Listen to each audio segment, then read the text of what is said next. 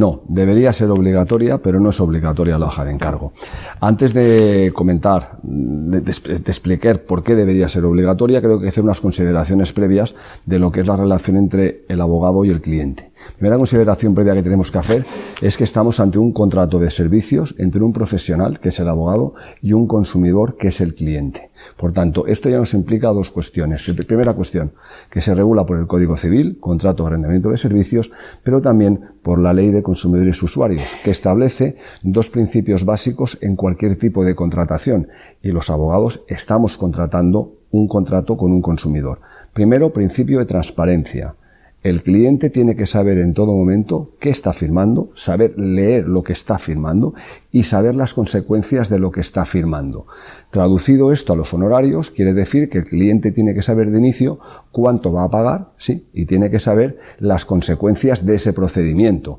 Por ejemplo, si yo tengo que presentar una demanda de reclamación de cantidad, reclamar 10.000 euros, yo te puedo decir que este juicio lo podemos ganar o se va a ganar. Pero tú entiendes que vas a cobrar los 10.000 euros, y eso no es cierto. Yo tengo que decirte, yo voy a reclamar 10.000 euros que te deba aquel señor, la sentencia va a decir que te los tendrá que pagar, pero ojo, yo no te puedo garantizar que cobres los 10.000 euros, porque este señor a lo mejor es insolvente. Pero tengo que decirte que yo te voy a cobrar a ti 1.500 euros porque yo hago mi trabajo independientemente de que tú cobres. Y tú tienes que poder elegir si quieres contratar mis servicios o no. Eso es la transparencia, que el cliente sepa lo que tiene que pagar y las consecuencias de ese procedimiento y por qué está cobrando el abogado. Y en segundo lugar, que no se hagan cláusulas abusivas. Tú tienes que poner en la hoja de encargo qué vas a cobrar. Un 50% de lo que tú saques. ¿Por qué? Explícame por qué es un 50%. No hay ninguna limitación máxima. Sí que tenemos que tener en cuenta que la Ley de Enjuiciamiento Civil establece para casos de tasación de costas el máximo de una tercera parte. Por lo tanto, tenemos ya que cuando vas a porcentaje, lo que se puede considerar dentro de la normalidad y no abusivo es un 33%. A partir de ese importe has de justificar muy bien el por qué fijas esos honorarios. Por tanto, primera cuestión, estos principios tienen que estar claros. Arrendamiento de servicios, profesional y consumidor, y fijar de forma clara las consecuencias y lo que estamos haciendo. La segunda consideración previa que tenemos que decir, claro, arrendamiento de servicios, hemos de fijar ¿qué servicio me encargas? Porque yo te voy a cobrar por un servicio. Por lo tanto, ¿qué servicio me encargas y cuándo te voy a cobrar por el servicio? Esto tiene que ser muy claro y eso te tiene que regular también en la hoja de encargo. No es lo mismo que tú me estés contratando para la primera instancia, que tengo unos honorarios, ¿sí? Y la segunda instancia, ¿qué es lo que sucede? Pues entonces en este caso, ¿qué tengo que decir? Primera instancia te voy a cobrar tanto y en segunda instancia volveremos a valorar mis honorarios para segunda instancia, porque si no es cuando el cliente no sabe realmente dónde va a parar. Tercera consideración previa que también es muy importante, ¿vale? La abogacía históricamente no lo hace bien. Históricamente no hacemos hojas de encargo, históricamente vamos con la confianza mutua con el cliente y muchas veces esa confianza mutua provoca que donde hay confianza hay problemas. Sí, normalmente tienes problemas con la gente que te fías, del que no te fías, y como no te fías lo dejas firmado. Claro, vas al abogado y tú te fías que es tu abogado. Ya veremos lo que te cobro, posiblemente será un 10% o un 15%, no te lo puedo decir, será poco, será barato, no. Eso el cliente no puede decirlo, el cliente hay que decirlo. Y que ese fallo histórico, sí, nos está llevando a consecuencias en la actualidad de responsabilidad del abogado y de quejas del cliente. Sí que se producen las quejas cuando el procedimiento se suele perder, ¿sí? O cuando el cliente no ha cobrado y tiene que pagar. Normalmente si el cliente cobra 20.000 euros y el abogado le cobra un 10, un 15 o un 20%, no hay ningún problema. Pero cuando se da esas circunstancias, ¿sí?, tenemos estos problemas. Si hiciéramos la hoja de encargo, esto no sucedería, porque ya lo sabemos bien de inicio, ¿sí? Otra consideración previa antes de ir a la conclusión final. ¿Qué sucede si no hay hoja de encargo? ¿Quién fija los honorarios? Si tú vienes al despacho, me dices que te llevo un procedimiento y yo no te digo lo que voy a cobrar, ni hay nada firmado, cuando yo te pase la minuta, ¿sí?, ¿qué es lo que tenemos que hacer? Si no nos ponemos de acuerdo. Tendrá que ser el juez el que diga si esa minuta es o no es correcta, ¿vale? Por tanto, y en conclusión, la hoja de encargo actualmente no es obligatoria. Y no es obligatoria porque no hay ninguna ley de consumidores usuarios que obligue a los abogados a hacer esa hoja de encargo. Llegará. Y ojalá llegue pronto. Porque la abogacía institucional lo que está diciendo a los abogados es: os recomendamos que hagáis la hoja de encargo. No se puede obligar desde la abogacía al abogado a hacer la hoja de encargo, porque si fuera una obligación, el incumplimiento comportaría una sanción deontológica. Y no podemos por el principio de tipicidad, establecer sanciones que la ley no permite. Por tanto, la abogacía está diciendo a los abogados, recomendamos hacer la hoja de encargo. No solamente esto, los colegios de abogados ponen a disposición de los compañeros modelos de hoja de encargo. El artículo 15 del Código Deontológico te está diciendo cómo se tiene que hacer la hoja de encargo, qué contenido mínimo tiene que tener esta hoja de encargo. Y aquí lo tienes que fijar absolutamente todo. Por tanto, conclusión, compañeros, ¿sí? Y compañeras, hacer hojas de encargo. Los abogados que llevamos ya más tiempo tenemos que adaptarnos a estas situaciones y los cambios siempre son conflictivos, porque tus clientes, como ya tienen unos vicios adquiridos, modificar los vicios cuesta. Pero los abogados que están empezando, los compañeros que están empezando actualmente, que empiecen sin vicios. Ser claros con el cliente, ser honestos con el cliente, decirle al cliente lo que tiene que pagar, cómo lo tiene que pagar y por qué lo va a pagar. Y si el cliente lo considera caro, que no firme el contrato. Antes de firmar el contrato de arrendamiento de servicios, antes de firmarlo, y esa confianza del contrato verbal que existe, olvidaros, hacerlo con la hoja de encargo, que el cliente lo sepa, porque luego al final el cliente siempre se olvida, y eso es lo que no puede ser. Tenemos que tenerlo claro. La hoja de encargo es para mí algo esencial, algo que tenemos que hacer, pero siempre diciendo esto, claro, decimos la abogacía, ¿por qué no hacen los abogados hojas de encargo? Porque tienes los clientes de siempre, pero si yo empiezo a trabajar mañana, hazlo sin vicios y no pagas absolutamente nada. ¿Qué problema tienes? Ninguno, ¿verdad? Y a partir de aquí, si no pagas, no pagas. Además, sabiendo dos cuestiones, que si el cliente no paga, tú puedes renunciar a seguir con ese cliente. Por tanto, esa renuncia, siempre que no se cause indefensión, se puede producir. ¿Sí? Por tanto, hacer hoja de encargo no cuesta absolutamente nada y a partir de aquí tendréis solucionados los problemas siempre que la hoja de encargo no sea abusiva. Siempre que la hoja de encargo no provoque un engaño al cliente, que lo hemos explicado anteriormente, la transparencia y la abusividad. Y con la hoja de encargo te garantizas que vas a cobrar el importe que tú has pactado con el cliente, sea el que sea, ¿sí? Siempre que el cliente sea solvente, porque la solvencia o insolvencia, el que tiene que pagar, eso no se puede prever en el futuro.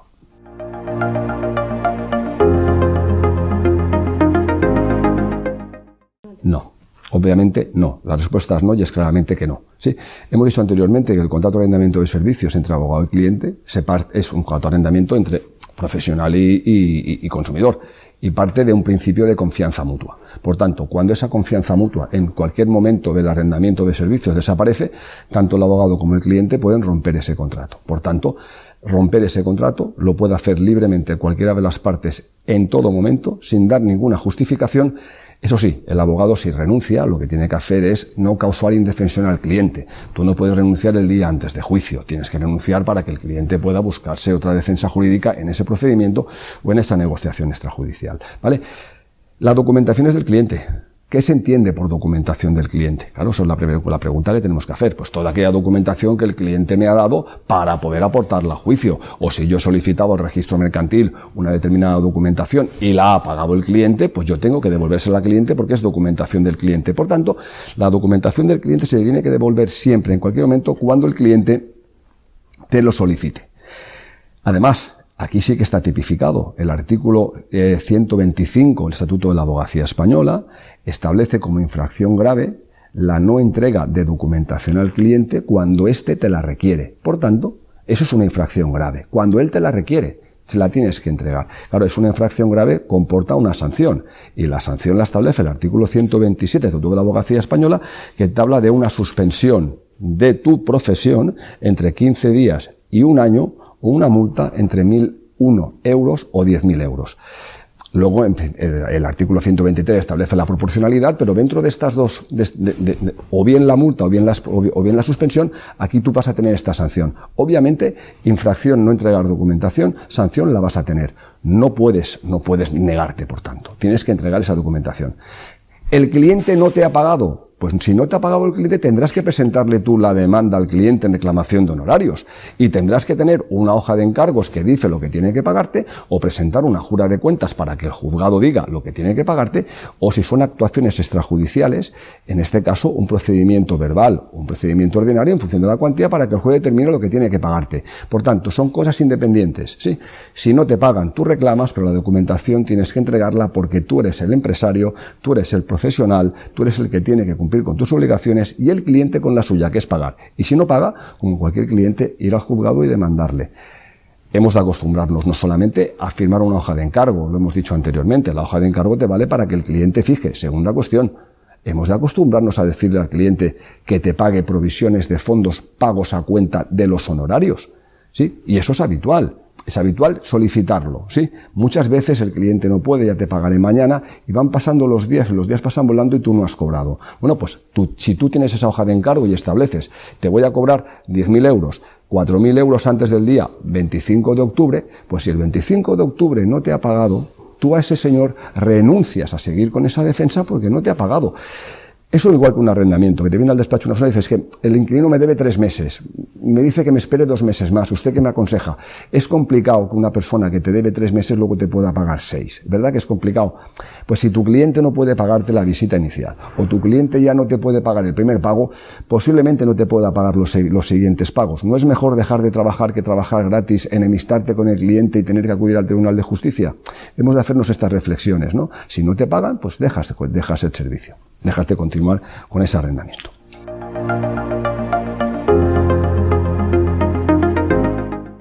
Sí. Muchas veces la gente se piensa que el abogado de turno de oficio es abogado gratis. Por tanto, no. Primera precisión. Turno de oficio no significa abogado gratis. ¿Qué es lo que significa abogado gratis? Cuando este justiciable se le reconoce el beneficio de asistencia jurídica gratuita, que no es lo mismo. El justiciable solicita abogado del turno de oficio y paralelamente a que el juzgado le designa, el colegio de abogados, porque el juzgado le requiere, le designa un abogado que ya empieza a trabajar, paralelamente, este señor ha de aportar a la comisión provincial la documentación que acredite que tiene derecho a este beneficio. Por tanto, la primera situación que el abogado tiene la obligación, luego explicaremos por qué, pero tiene la obligación de pasar la minuta de honorarios profesionales al justiciable, es en aquellos supuestos que no se le reconoce este beneficio. Cuando el abogado tiene conocimiento, porque eso el colegio de abogados lo sabe y lo comunica, cuando el abogado tiene conocimiento de que no se le ha reconocido el beneficio, lo que tiene que hacer es decir, señor, a partir de mañana usted ya no es cliente de turno de oficio porque le han denegado el reconocimiento, y aquí está mi minuta de honorarios de lo hecho hasta ahora, y aquí está mi hoja de encargo para lo que voy a hacer a futuro. ¿Cómo se calculan los honorarios en el caso del turno de oficio? ¿Sí? Luego veremos que también se puede hacer hoja de encargo, por el resto de supuestos. Pero vamos a poner que en este caso no tienes hoja de encargo porque aún no se ha producido el reconocimiento, la denegación de este beneficio. En este supuesto lo que tenemos que hacer es la minuta según los criterios del colegio de abogados donde se está realizando la prestación. Oviedo, Barcelona, Mataró, Granollers o el colegio que sea. ¿Y por qué los criterios de honorarios del colegio de abogados son los que marcan esta pauta? Porque así lo establece de forma expresa el artículo 36.5 de la Ley de Asistencia Jurídica Gratuita. Si además tenemos en cuenta que cuando estás hablando del turno de oficio solamente se designan abogados para actuaciones judiciales, la forma de reclamarlos es mediante la jura de cuentas, que es un procedimiento sumario. Jura de cuentas, tenemos un plazo de 2 años en primera instancia, 1 año en segunda instancia, para presentar la minuta de honorarios por un procedimiento más rápido que por el procedimiento verbal o el ordinario, que tenemos 3 años por los plazos de prescripción, ¿no? Pero tenemos esta vía. Por tanto, la ley establece de forma clara cuál es el procedimiento a seguir y cuáles son los criterios a tener en cuenta si este justiciable tiene que pagarte. Pero además hay 2 supuestos más en los cuales el abogado también tiene la posibilidad, no, la obligación de pasar minuta a este justiciable. Segundo supuesto lo establece el artículo 36.2 de la Ley de Asistencia Jurídica Gratuita. Por lo tanto, estamos hablando de la Ley de Asistencia Jurídica Gratuita, que es la que establece cuándo puedes cobrar al justiciable. No es abogacía institucional, no es ninguna norma de los abogados, es una norma del Estado. ¿Y qué nos dice el artículo 36.2 de esta ley? Dice que cuando el justiciable venga a mejor fortuna en los 3 años siguientes a la concesión del beneficio de justicia gratuita, perderá ese reconocimiento y el abogado podrá reclamar a este señor, a este justiciable, sus honorarios. ¿Sí? Claro, ¿quién está legitimado para reclamar esa mejor fortuna? Sí, pues es el abogado. Yo como abogado del justiciable, si yo tengo el seguimiento y sé que este señor pues ahora cobra, ahora gana, ha comprado un piso, yo estoy legitimado para pedir a la Comisión Provincial que se le revoque el beneficio porque ha ido a mejor fortuna. También me puede interesar si ese justiciable es de la parte contraria, porque si yo he ganado ese procedimiento en costas, sí, y la parte contraria es el que tiene el beneficio de justicia gratuita, no tiene que pagarme esas costas, sí, pero cuidado, si se le revoca el beneficio de justicia gratuita, sí que tiene que pagarme estas costas. Por tanto, en este caso los abogados tenemos que saber que yo como abogado, tanto cuando el justiciable de la parte contraria que me tiene que pagar las costas, me las tiene que pagar, como cuando mi cliente me tiene que pagar mis honorarios, que el Estado me está avanzando una indemnización que es muy poca cantidad con lo que son los honorarios reales de mercado, ¿vale? Pues cuando yo tengo que saber que en los 3 años siguientes a la resolución de este beneficio, yo como parte legitimada puedo interponer la reclamación no ante los tribunales, sino ante la Comisión Provincial para que a este señor se le revoque el derecho. Si la comisión le revoca el derecho, es cuando yo tendré que pasar esa minuta. Luego hay otro supuesto también, que también se tiene que tener en cuenta, que lo establece el artículo 36.3 de la Ley de Asistencia Jurídica Gratuita, que dice, en aquellos supuestos en los cuales haya una estimación de la demanda, el cliente cobre un importe económico y no haya imposición en costas, el abogado tendrá que pasarle la minuta de honorarios al justiciable en base a los criterios de los honorarios de los colegios de abogados, hemos dicho antes el artículo 36.5, en este caso con la limitación de una tercera parte que lo marca la Ley de Enjuiciamiento Civil. Por tanto, en este supuesto también tenemos que pasar esa minuta. Es importante, por ejemplo, decimos, ¿en qué supuesto se da esto? En todos los supuestos sociales. En cualquier demanda de reclamación de cantidad laboral, cualquier demanda de reclamación de despido improcedente o de despido nulo, las sentencias de primera instancia nunca imponen las costas a la empresa, salvo que no haya acudido al CEMAC o salvo que haya mala fe y temeridad. Por tanto, en estos supuestos hemos de saber que al cliente le tenemos que pasar esa minuta. Si sabemos nosotros, y ya a los abogados nos cuesta, porque ya como abogado, decir, hombre, ¿es que yo puedo cobrarle? Sí. Claro, imagínate el justiciable que no lo sabe. Por tanto, mi consejo para todos los abogados del turno de oficio, para que luego no tengan problemas, la primera vez que venga el justiciable a tu despacho, explícale, hazle saber esto.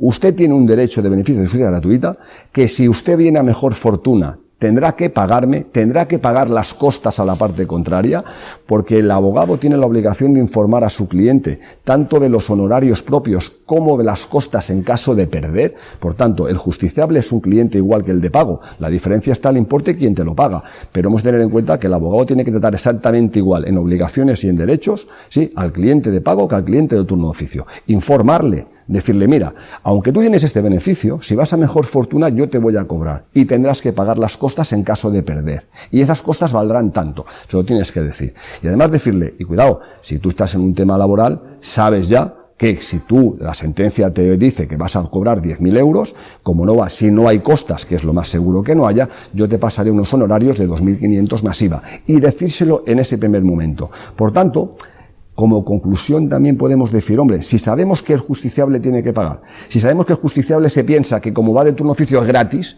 ¿sí? Hombre, una hoja de encargo explicándole exactamente todo esto. Usted tiene el beneficio, si usted lo pierde tendrá que pagar a mí y tendrá que pagar las costas. Y ya para acabar con esto, importantísimo tener en cuenta que la Ley de Asistencia Jurídica Gratuita, el artículo 36.5 de esta misma ley, obliga al abogado en estos 3 supuestos a solicitar la minuta al cliente. Obliga que el abogado presente esa minuta al cliente, porque el cliente ha ido a mejor fortuna, porque el cliente ha ganado sin costas o porque el cliente le ha revocado el derecho de asistencia jurídica gratuita. Y si en esa reclamación el abogado cobra estos honorarios, tiene la obligación de devolver al Estado lo que el Estado le pagó como indemnización en el turno de oficio. La ley te obliga a presentar la demanda. No te obliga, porque no puede obligarte a cobrar de forma efectiva, porque si no hay solvencia, no hay solvencia. Por tanto, importante también para los abogados del turno de oficio, que tenemos que saber que si no presentamos la minuta correspondiente en estos 3 supuestos, estamos cometiendo una infracción muy grave del artículo 124J del Estatuto de la Abogacía Española. Y la infracción muy grave comporta la expulsión del colegio o la suspensión entre 1 año y 1 día y 2 años. En este caso, en las infracciones muy graves, el Estatuto de la Abogacía Española no establece multa como alternativa, como hacen las graves y en las leves. Por tanto, ojo, es una infracción muy grave que te puede comportar la expulsión. Pero es que además, en el turno de oficio, el propio artículo 42b de la Ley de Asistencia Jurídica Gratuita establece que las infracciones muy graves, igual que las graves, en el ámbito del turno de oficio, ¿sí?, comporta la expulsión del turno de oficio. Y aquí también el Estatuto de la Abogacía Española, en el 127, establece que esa expulsión también es de 1 año y 1 día a 2 años. Por tanto, compañeros, abogados, abogadas, saber, podemos cobrar, tenemos la obligación de pasar la minuta y, caso de cobrarla, devolver el dinero, porque si no lo hacemos incurrimos en una infracción muy grave que nos puede comportar la expulsión del colegio e incluso una suspensión entre 1 año y 1 día y 2 años.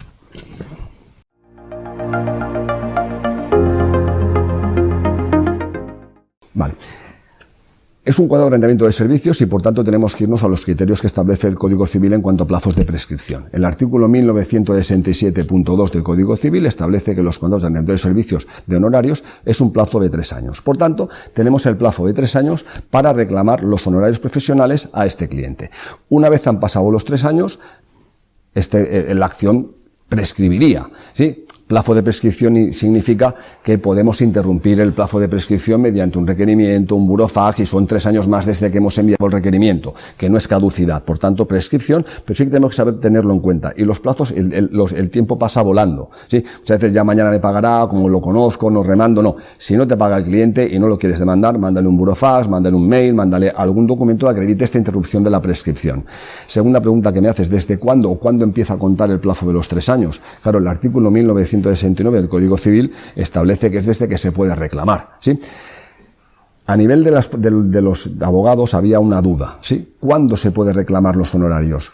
¿Caso por caso de forma individual o cuando el cliente deja de ser cliente tuyo? Si yo a un cliente le llevo varios temas, ¿el plazo de los 3 años empieza a contar desde el último tema que ha acabado o tema por tema? Aquí sí que tenemos reiteradas en jurisprudencia del Tribunal Supremo.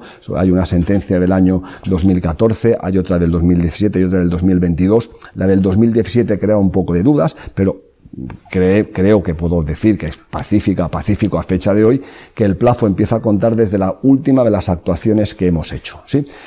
Esto es un plazo de prescripción de 3 años. Dos cuestiones más, ¿sí? También podemos saber que si yo ese plazo de prescripción de 3 años para servicios, el cliente me firma un reconocimiento de deuda, acaba el servicio, yo te voy a pagar pues 5.000 euros más IVA en un plazo de tal, en el día 25 de octubre. Pues en este caso el plazo ya no sería de 3 años, sino que nos iríamos a un plazo de 5 años, porque sería un reconocimiento de deuda, en 1964.2 del Código Civil, que estará un plazo de prescripción de 5 años, aquí sí, desde la fecha en que tendría que pagarte según ese reconocimiento de deuda. Y luego ya para acabar, los abogados también tenemos que saber que para reclamar los honorarios tenemos 2 tipos de procedimientos, o el procedimiento declarativo, que es el juicio verbal o el ordinario en función de la cuantía de los honorarios, o el procedimiento de jura de cuentas. El procedimiento de jura de cuentas es un procedimiento muy específico que en el juicio ordinario o el verbal, lo que está es presentación de la demanda, contestación de la demanda, prueba, audiencia previa en el ordinario, sentencia, segunda instancia, es un procedimiento complejo, un procedimiento más largo, un procedimiento que te comporta mucha más complejidad y en el cual además no se puede solicitar informe al Colegio de Abogados. ¿Por qué? Porque los informes de criterios de honorarios solamente son obligatorios actualmente para jura de cuentas y para tasación de costas. Por tanto, si estamos en un procedimiento declarativo, no se puede solicitar al colegio ese informe que establece la Ley de Enjuiciamiento Civil de forma obligatoria para la jura de cuentas. Sí que podemos intentar solicitar un informe pericial del colegio para que el juez lo tenga en cuenta, ¿sí? Igual que sería, pero ya no sería a nivel de procedimiento, sino que sería una prueba pericial como cualquier otra prueba pericial. Decíamos, claro, la jura de cuentas solamente se puede hacer en procedimientos judiciales. Por tanto, si yo como abogado te estoy llevando a ti un tema extrajudicial, una herencia, una reclamación extrajudicial, la negociación de un contrato, esa minuta de honorarios, si no me la pagas, yo solamente tengo la posibilidad de presentar el verbal o el ordinario. Ahora, si te estoy llevando un divorcio, un desahucio por falta de pago, cualquier procedimiento judicial, yo tengo una opción que es la jura de cuentas. En este caso, tenemos un plazo de 2 años, si estamos en primera instancia o 1 año en segunda instancia desde la resolución final del procedimiento. Estos plazos de 2 años, 1 año son plazos de caducidad. Aquí sí que no se pueden prorrogar. Pasado ese plazo de caducidad de 2 años o de 1 año, si no he presentado la jura de cuentas y aún estoy en plazo para la prescripción, podré presentar la demanda normal del procedimiento declarativo correspondiente.